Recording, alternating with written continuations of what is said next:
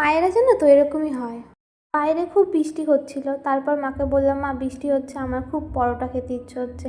মা তাড়াতাড়ি আমার কথা শুনে রান্নাঘরে চলে গেল। আর আমি এদিকে দেখছিলাম পরোটা দিয়ে কী কী খাওয়া যায়। তো দেখলাম চিকেন বাড়িতে ছিল, আর মামি একটু চিকেন দিয়েছিল আর কচুলতি দিয়েছিল। আর বাড়িতে আরেকটা জিনিস ছিল, ঘ্যাটকলের ড্যাঠা। আমার কিন্তু ওটা খুব ভালো লাগে, কিন্তু আমি এখন সেটা খাবো না, আমি খাবো চিকেন দিয়ে পরোটা। আর দেখলাম ভাতও ছিল অল্প, জানি না মা কী করবে ভাতটা। তো মা বললো, আমি ভাতটা খেয়ে নেবো, তুই পরোটা খেয়ে নিস, পরোটা দিয়ে চিকেন খেয়ে নিস। হ্যাঁ, পরোটা কিন্তু আমার জন্য একা করেনি, আমার জন্য আর বোনের জন্য, দুজনের জন্য পরোটা করছিল। তারপর মায়ের সাথে একটু গল্প করছিলাম, সাথে একটু ভিডিও করছিলাম, কারণ ভিডিও না করলে আমি কি করে ভিডিও ছাড়বো, আর এমনিতেও ভিডিও ছাড়া হয় না।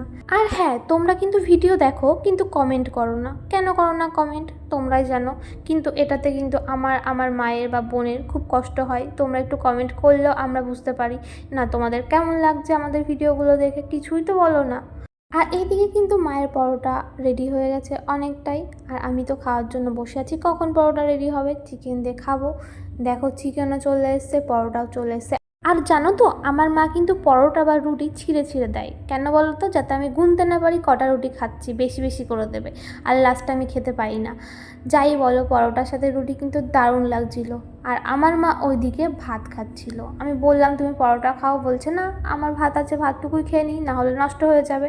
আর জানো তো, আমার মা খাবার জিনিস নষ্ট করতে একদম পছন্দ করে না, আর আমিও কিন্তু শিখে গেছি মাকে দেখে দেখে। আমিও এখন কোনো খাবার জিনিস নষ্ট করি না, কারণ আমরা 3 বেলা 3 মুঠো খেতে পাচ্ছি, অনেক মানুষ তো একবেলাও খেতে পারে না, তাই না? আর আজকের ভিডিওটা কেমন লাগলো সবাই জানিও অবশ্যই। Tata, bye bye.